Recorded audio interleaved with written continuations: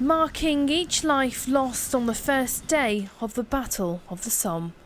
19,240 shrouds have been laid on College Green to mark the 100th anniversary of the battle.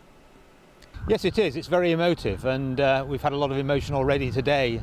I've seen people in tears, and it's a very poignant piece of art that hits at the heartstrings of people, and I think has touched the heart of the nation.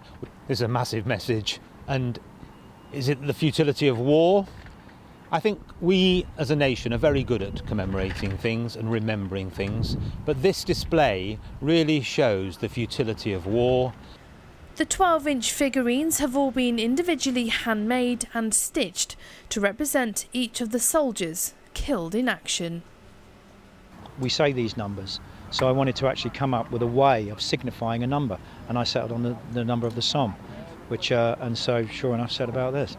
They are individual forms, they're all different now, but the key to this is that they were made to a name, and they're not just randomly made, each one was made to a name. So the individual is key, just so that we all understand that these big numbers are made up of individual men. And I think with the poppies at the Tower of London were a fantastic thing, absolutely brilliant. But I felt the individual was lost within that, in that sea of blood. Here, the gap between is as important as the figure, because it represents the individual. To this day, it's still emotive, which is a testament to us that we still feel that after 100 years.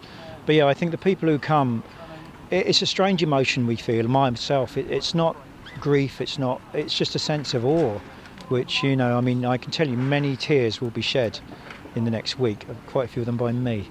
But yeah, it's still a very, very evocative subject. The sight of the figures is intended to make people reflect the physical reality of the war.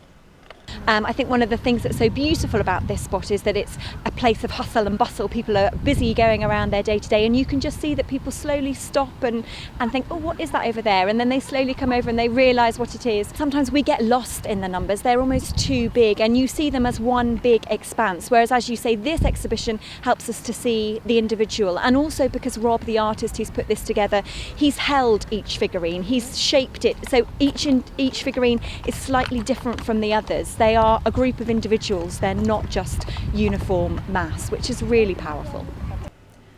By the time the Battle of the Somme ended on November the 18th, 1916, the death toll from all sides reached more than 1 million, this being just a small representation of the lives lost.